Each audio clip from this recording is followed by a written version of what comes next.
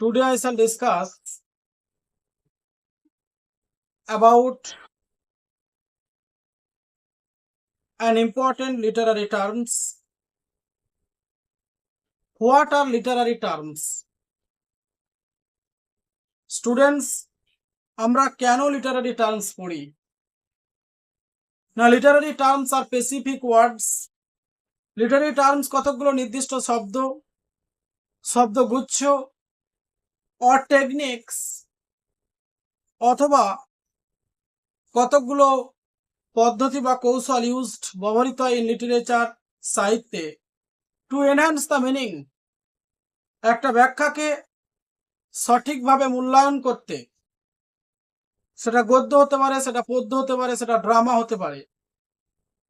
তার মূল্যায়নটাকে সম্পূর্ণভাবে ব্যাখ্যা করতে হলে সেখানে একটা আলংকারিক রূপ বা ভাষার প্রয়োজন হয়। সেক্ষেত্রে লিটারারি টার্মস কিন্তু ব্যবহার করা হয়। তোমাদের সিলেবাসে যে গুরুত্বপূর্ণ লিটারারি টার্মসগুলো আছে তার মধ্যে প্রথম যে লিটারারি টার্মসটি আছে সেই লিটারারি টার্মসটি হলো persona. Actually, what is meant by the word persona? But what is the definitions of the word persona? What origin? মানে অ্যাকচুয়ালি পার্সোনা শব্দটার উৎসটা কোথা থেকে? অ্যাকচুয়ালি পার্সোনা শব্দটা, the term persona has its root as এইচএসে দেখবে পড়েছি যে where is taken from of this story, where is taken from this essay, where is taken from of this poetry. In the same way, ঠিক একই রকম ভাবে what is the source of the word, what is the source of the literary terms persona? Actually, the literary term persona has come out Greek word. এই persona শব্দটি হচ্ছে একটি Greek শব্দ। It means marks or character. এই persona Literary টার্মসটির অর্থ হচ্ছে marks or character, একটি নির্দিষ্ট চরিত্র বা কতকগুলো চরিত্রকে নির্দেশিত করে। বা মার্কস বলতে ধরো উইলিয়াম শেক্সপিয়ার একটা তার বিখ্যাত কবিতা লিখেছে, এমন কিছু মন্তব্য তার কবিতার মধ্যে প্রকাশ করতে চাই বা এমন কিছু কথা তুলে ধরতে চাই, যদি উইলিয়াম শেক্সপিয়ার নিজেকে ডাইরেক্টলি স্পিকার হিসেবে চিহ্নিত করে তাহলে সরকার পক্ষ বা বাস্তব সমাজ উইলিয়াম শেক্সপিয়ারের বিরুদ্ধে প্রতিবাদ করতে পারে। কিন্তু উইলিয়াম শেক্সপিয়ার তার নিজের মনের চিন্তা ভাবনাটাকে যখন নির্দিষ্ট অন্যান্য ক্যারেক্টার তৈরি করে, একটা কাল্পনিক কতগুলো চরিত্র তৈরি করে তার ড্রামা বা তার নাটকের মধ্যে স্থাপন করে, তাহলে নিজের মনের ভাবটাকে, নিজের চিন্তাশীল ধারণাটাকে যখন অন্য কাল্পনিক চরিত্র তৈরি করে ওই চরিত্রের মধ্য দিয়ে তার নাটকে বা সনেটের মধ্যে প্রকাশ করে, তখন সেটাকে আমরা পার্সনি বা পার্সোনা বলে থাকি। তাহলে পার্সোনার ধারণাটা আমরা বুঝতে পারলাম, সংক্ষেপে বললাম যে actually the word persona has come out from the Greek word. এই পার্সোনা শব্দটি গ্রিক শব্দ থেকে এসেছে। ইট মিনস ইন ইংলিশ, যেটা ইংরেজিতে অর্থ করে মার্কস অর ক্যারেক্টার। মানে অ্যাকচুয়ালি তথ্যগত অবস্থানটাকে সে হাইড করার একটা কৌশল এই পার্সোনার। During the performance of Greek tragedies and comedies, actors would wear masks to represent different characters they were portraying. যেটা তোমাদেরকে আমি সংক্ষেপে বললাম, অনেক গ্রিক ট্র্যাজেডি, অর্থাৎ ট্র্যাজেডি কথার অর্থ কি আমরা জানি, ট্র্যাজেডি বলতে বিয়োগান্ত কোনো ঘটনাকে বোঝায়। তাহলে অনেক গ্রিক বিয়োগান্ত ঘটনা অ্যান্ড কমেডিজ, কমেডি বলতে আমরা জানি হাস্যকর কাহিনী, অনেক গ্রিক হাস্যকর কাহিনী, অ্যাক্টরস, বিভিন্ন অভিনেতারাও কিন্তু এই পার্সোনা লিটারারি টার্মকে প্রয়োগ করেন। উড ওয়ার মাস্ক, তারা একটা মাস্ক মানে কাভারেজ, মানে মুখোশধারী। দেখবো যখন আমরা ফিল্ম দেখি, ফিল্মের মধ্যে একটা নায়ক অসংখ্য ভিলেনকে একাই মেরে ফেলছে, মানে পুরোটাই ক্যামেরার আদব কায়দাতে তৈরি, পুরোটাই আমাদের চোখে ধুলো দিয়ে একটা হাস্যকৌতুক বা দুঃখময় ঘটনা তৈরি করে, কিন্তু বাস্তবিকভাবে তা নয়। কিন্তু এটা ঠিক একটু বিপরীতমুখী। কবি বা নাট্যকার যারা থাকেন, তারা কিন্তু নিজের মনের ভাবটাকে কতকগুলো চরিত্র, কাল্পনিক চরিত্র স্থাপন করে, সেই চরিত্রগুলোর মধ্য দিয়ে নিজের পার্সপেক্টিভটাকে, নিজের চিন্তাধারাটাকে তারা প্রকাশ করে। This marks not only serve a practical purpose, যে মার্কস বা যে ক্যারেক্টারগুলো তৈরি করা হয় বিভিন্ন প্র্যাকটিক্যাল উদ্দেশ্যে বা হাতে কলমের কাজের উদ্দেশ্যে, by amplifying the actor's voice and making them more visible in large open air theaters, যেটা বললাম উন্মুক্ত রঙ্গমঞ্চ অর্থাৎ নাটক, যাত্রাপালা বা সিনেমা, সেখানেও কিন্তু বিভিন্ন ধরনের ক্যারেক্টার তৈরি করে অভিনয়ের মধ্যে একটা কমেডি বা ট্র্যাজেডি বা একটা রোমান্টিক সিনারি কিন্তু তৈরি করা হয়।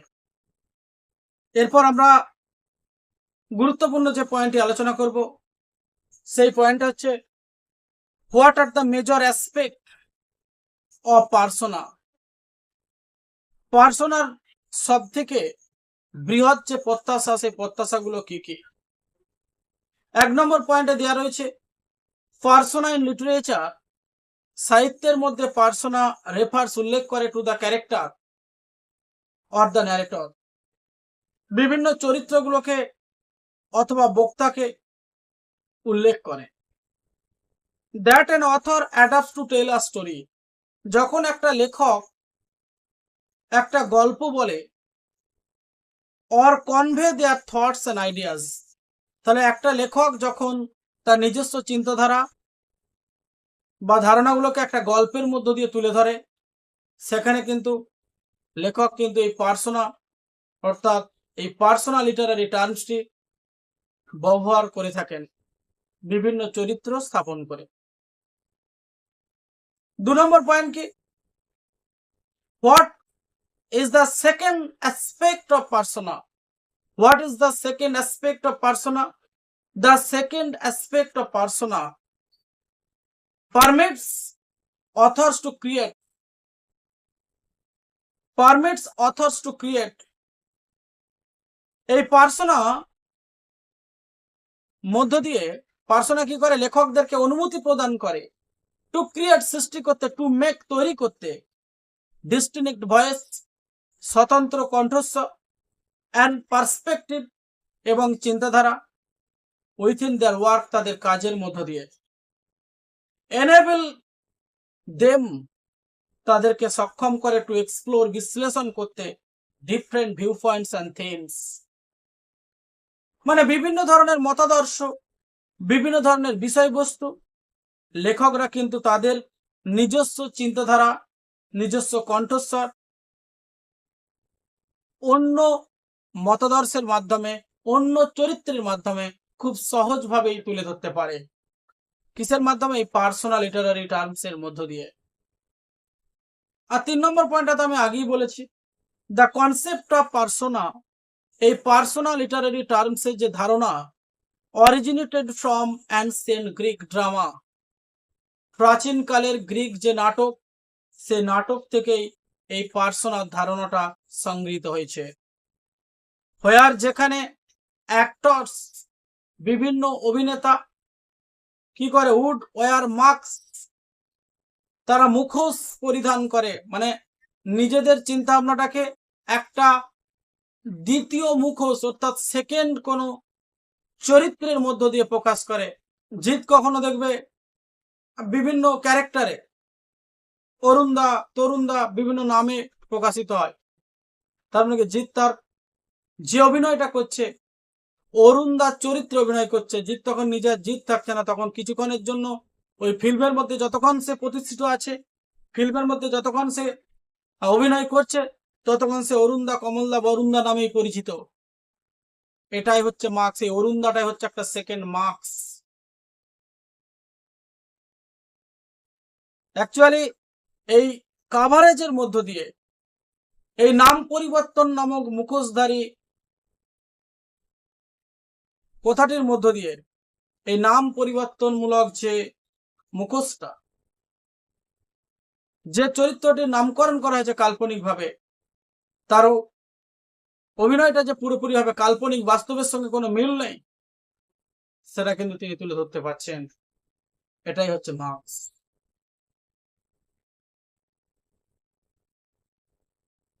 রিপ্রেজেন্টিং দ্য ক্যারেক্টার্স, রিপ্রেজেন্টিং প্রকাশ করছেন দ্য ক্যারেক্টার্স, বিভিন্ন চরিত্র, দে পোর্ট্রেড অন স্টেজ, তারা যেগুলো মঞ্চের উপর অভিনয় করে বা তুলে ধরেন। এরপর আমরা মেজর অ্যাসপেক্ট অফ পার্সোনার 4 নম্বর পয়েন্টে আলোচনা করব। Poets often assume different persons in poetry. বিভিন্ন কবিরা প্রায় অনুমান করেন বা প্রত্যাশা করেন বিভিন্ন পার্সোনা, বিভিন্ন কবিরা বিভিন্ন ধরনের পার্সোনা ব্যবহার করেন কিসের মধ্যে? পোয়েট্রি, কবিতার মধ্যে। অ্যালোয়িং দেম, এবং সেই যে পার্সোনাগুলো, যে চরিত্রগুলো বিভিন্ন কবি তাদের কবিতার মধ্যে কাল্পনিক চরিত্রগুলোকে তুলে ধরে, সেই চরিত্রগুলো কি করে? আবেগ প্রকাশ করে। এনগেজ উইথ স্পেসিফিক সাবজেক্ট, একটা নির্দিষ্ট কোনো বিষয়বস্তুর সঙ্গে নিযুক্ত হতে পারে খুব সহজেই। অ্যান্ড ডিস্ট্যান্স দেমসেলফ, এবং নিজেদের মধ্যে দূরত্ব বজায় রাখে ফ্রম পার্সোনাল এক্সপিরিয়েন্সেস, ব্যক্তিগত অভিজ্ঞতা থেকে। তাহলে কি হচ্ছে এখানে ডিয়ার স্টুডেন্ট? তোমরা ভালো করে মন দিয়ে শুনবে যে পোয়েটস অফেন অ্যাজিউম, কবি প্রত্যাশিত, to make different types of persona, to make different types of characters or marks through which the poet will be able to express their emotions, thoughts, and engage with specific subject and distance themselves from personal experiences.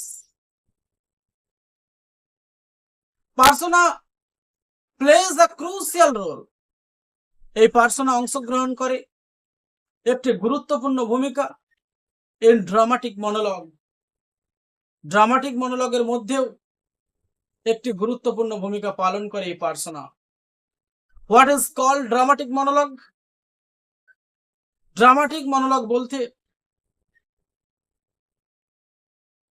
যে সমস্ত কবিতার মধ্যে তৃতীয় বক্তা থাকে, কবি নিজে বক্তা নন।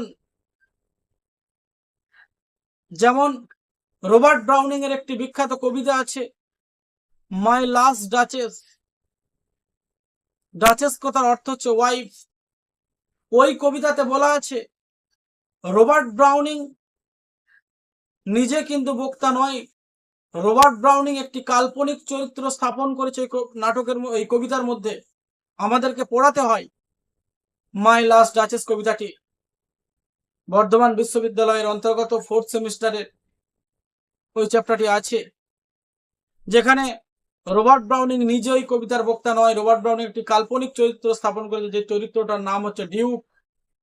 ওই ডিউকটাই হচ্ছে পার্সোনা। মানে অ্যাকচুয়ালি রবার্ট ব্রাউনিং তার নিজস্ব কনসেপ্টটাকে ডিউকের মুখ দিয়ে বলা করাচ্ছে, যাতে রবার্ট ব্রাউনিং বাস্তব সমাজে কোনো বিপর্যয় বা কোনো হিংসাত্মক ঘটনার মুখে শিকার না হয়।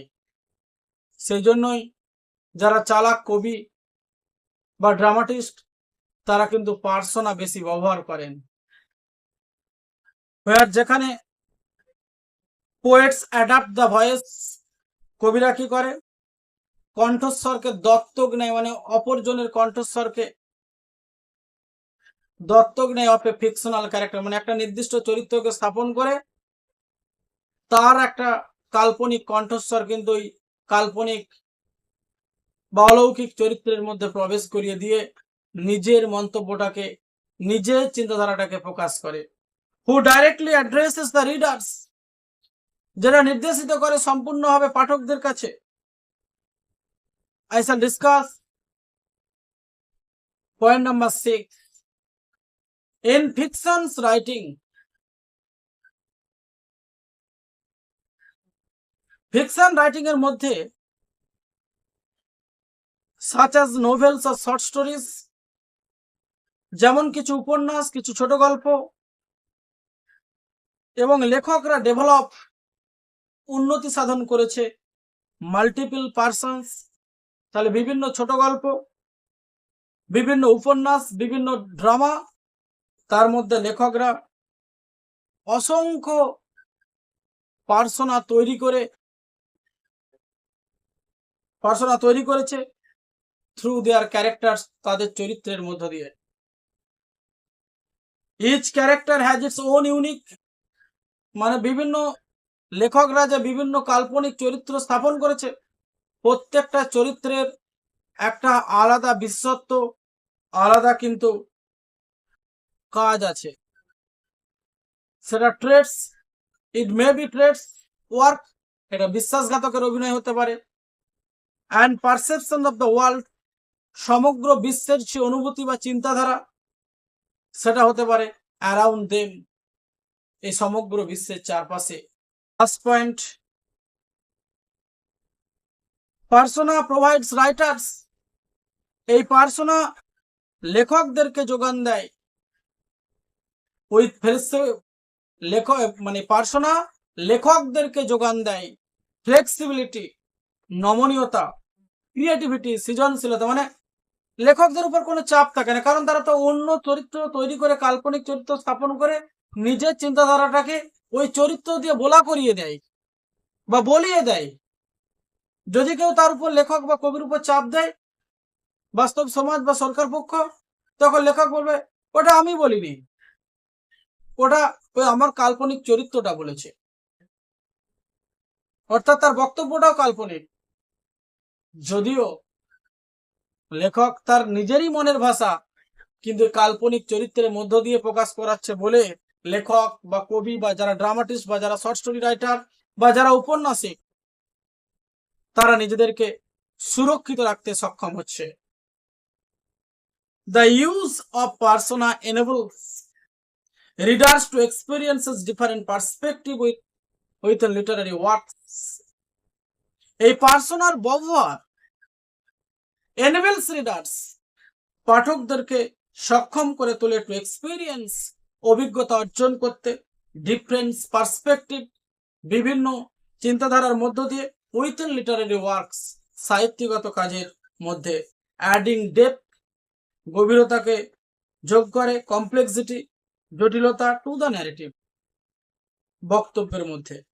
Persona can be use, persona ব্যবহার করা যেতে পারে, persona can be used, persona ব্যবহার করা যেতে পারে অ্যাজ আ টুল, একটা যন্ত্র হিসাবে, ফর সোশ্যাল কমেন্টারি, সামাজিক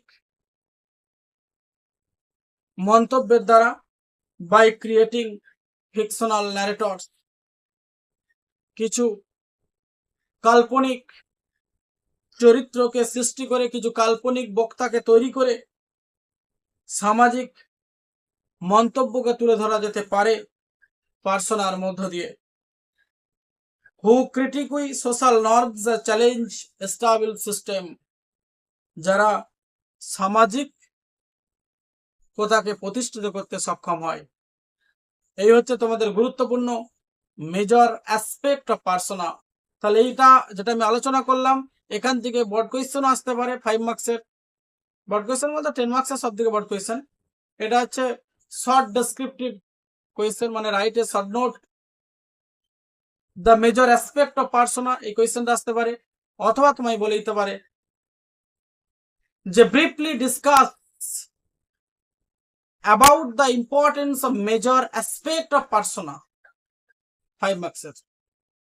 এই কোয়েশ্চেনটা অত্যন্ত গুরুত্বপূর্ণ ভাবে আসতে পারে। এই যে পয়েন্টগুলোকে তুলে ধরলাম, এই পয়েন্টগুলো লিখলেই তোমাদের অ্যান্সার কমপ্লিট হয়ে যাবে। তোমাদেরকে যে কবিতাটা বলছিলাম, বই তো টেক্সট বইয়ে তো দিয়েছে দেখছি, যে রবার্ট ব্রাউনিং এর মাই লাস্ট ডাচেস কবিতাটি আছে উদাহরণ, পার্সোনাল উদাহরণ এটা, যে ইন হিজ ড্রামাটিক মনোলগ, প্রথমে বললাম মাই last duchess belongs to the dramatic monologue. Dramatic monologue কাকে বলে না, যে কবিতার মধ্যে কবি বক্তা হিসাবে নিজেকে সরাসরিভাবে প্রকাশ না করে অন্য একজন থার্ড পার্সন ব্যক্তিকে বক্তা হিসাবে যখন প্রতিষ্ঠিত করে এবং কবির নিজস্ব চিন্তাধারাটাকে ওই থার্ড যে স্পিকার থাকে, থার্ড স্পিকারের মধ্য দিয়ে বক্তব্যকে যখন প্রেস করে এই কবিতার মধ্যে, তখন সেটাকে আমরা ড্রামাটিক মনোলগ বলি। যেমন ধরো রবার্ট ব্রাউনিং এর এই মাই লাস্ট ডাচেস যে কবিতাটি আছে, ব্রাউনিং অ্যাডাপ্টস দ্য পার্সোনা, ব্রাউনিং দত্তক নিচ্ছে পার্সোনা শব্দটিকে অপে রেনেসাস নবজাগরণ যুগে। ডিউক হুইজ ডিসকাসিং, ডিউক যে আলোচনা করিতেছে পোর্ট্রেট একটা চিত্র অফ হিজ ডিসিজড ওয়াইফ, মানে ডিউক হচ্ছে এখানে থার্ড স্পিকার। এই থার্ড স্পিকার কি করছে, তার স্ত্রীকে নির্বাসিত করছে তার জীবন থেকে এবং আবার দ্বিতীয় বিবাহ করছে এই ডিউক। এবং আরেকটি যে গুরুত্বপূর্ণ ড্রামাটিক মনোলগের বৈশিষ্ট্য, না ড্রামাটিক মনোলগের মধ্যে যে থার্ড স্পিকার, যেমন ধরো মাই লাস্ট ডাচেস কবিতাটিতে ডিউক, এখানে দুজন বক্তা থাকে। যে থার্ড স্পিকার থাকছে তিনি হচ্ছেন মেন প্রোটাগনিস্ট, মেন বক্তা, আর বক্তার থার্ড স্পিকারের অপোনেন্ট অর্থাৎ বিপরীত দিকে থাকছে একজন ইন্টারলোকিউটর, মানে দ্বিতীয় যে বক্তা থাকবে, মানে the conversation has been continued between two speaker. যখন এই তৃতীয় বক্তা অর্থাৎ থার্ড স্পিকার এবং আরেকজন যে তার প্রতিপক্ষ যে ব্যক্তি বা বক্তা থাকছে, সে সবসময় কিন্তু সাইলেন্ট অবস্থায় বা ইন্টারলোকিউটরি কন্ডিশন অবস্থায় থাকবে, মানে এখানে বক্তাই সবকিছু বলে যাবে। মানে এই ডিউক যখন বা তার প্রথম স্ত্রীকে হত্যা করে, ডিউক অত্যন্ত একজন ধনী ব্যক্তি এবং ডিউকের জন্য যখন একজন মিডিয়েটর অর্থাৎ ঘটক দ্বিতীয় বিবাহের প্রস্তাব নিয়ে আসছে ডিউকের কাছে, তখন কিন্তু ডিউক প্রথম স্ত্রীকে মেরে দেয়ালে ছবি করে টাঙিয়ে রেখে দিয়েছে বা ঝুলিয়ে রেখে দিয়েছে। তখন ওই ডিউক ঘটককে বলছে যে তুমি যে আমার জন্য দ্বিতীয় সম্বন্ধ এনেছো, আমার কথা মেনে চলতে হবে, আমার কথাই শ্রেষ্ঠ কথা। কিন্তু ঘটক কিছু মন্তব্য করার চেষ্টা করছে, তখন কিন্তু থার্ড স্পিকার ঘটককে বকাবকি করছে এবং তিরস্কার করছে, যেখানে আমি যা বলবো তুমি শুধু শুনবে, you will be remain as the listener merely whatever has to be thought in the mind of the third speaker, merely the third speaker will speak everything. There is no person to speak any words of the second speaker. The second speaker will remain as the interlocutor or the silent. It is the characteristic of dramatic monologue. So it is a clear character of persona include duke. আশা করা যায় তোমরা প্রত্যেকেই বুঝতে পারছো এই যে বৈশিষ্ট্য পার্সোনা বা পার্সোনার উদাহরণ, পার্সোনার অ্যাসপেক্ট, পার্সোনার ডেফিনেশন আমি তোমাদের সামনে তুলে ধরলাম। জেনারেলিটা আলোচনা করব।